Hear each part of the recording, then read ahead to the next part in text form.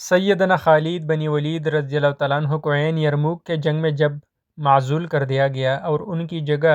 ابو عبیدہ بن جراح رضی اللہ تعالیٰ عنہ کو سپہ سالار مقرر کیا گیا تو خالد بن ولید رضی اللہ تعالیٰ عنہ نے تاریخی جملے کہے: خالد کل بھی اللہ کے لیے لڑتا تھا اور آئندہ بھی اللہ ہی کے لیے لڑے گا،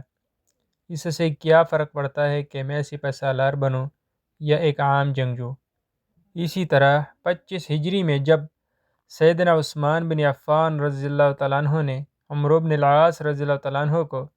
معزول کر کے ان کی جگہ عبداللہ بن سعد ابن ابی سراح کو ان کی جگہ مقرر کیا تو بازنیتی فوج نے دوبارہ اسکندریہ پر حملہ کر کے آس پاس کے تمام علاقوں پر قبضہ کر لیا۔ اہل مصر جب ظلم کا بازار گرم ہوا تو انہوں نے عمرو بن العاص رضی اللہ تعالیٰ عنہ کو دوبارہ بحال کرنے کی درخواست کی اور یہ بھی بتایا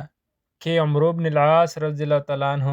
جنگی حکمت عملی اور تدابیر خوب جانتے ہیں۔ سیدنا عثمان بن عفان رضی اللہ تعالیٰ عنہ نے عمرو بن العاص رضی اللہ تعالیٰ عنہ کو دوبارہ منصب پر فائز کیا۔ عمرو بن العاص رضی اللہ تعالیٰ عنہ نے بازنیتیوں پر حملہ کر کے انہیں دوبارہ اسکندریہ سے باہر نکال دیا۔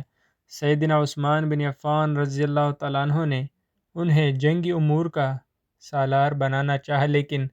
عمرو بن العاص رضی اللہ تعالیٰ عنہ نے انکار کر دیا، حالانکہ سیدنا عثمان بن عفان رضی اللہ تعالیٰ عنہ نے انہیں یہاں تک کہا کہ جس طرح پہلے آپ سپہ سالار تھے اور ساتھ خراج پر متعین تھا، آپ کو اسی طرح بحال رکھتا ہوں، لیکن عمرو بن العاص رضی اللہ تعالیٰ عنہ نے انکار کر دیا اور وہاں سے پشتات چلے گئے۔ ان کا غلام واردن جو آزاد ہو گیا تھا انہیں اسکندریہ کا حاکم مقرر کر دیا۔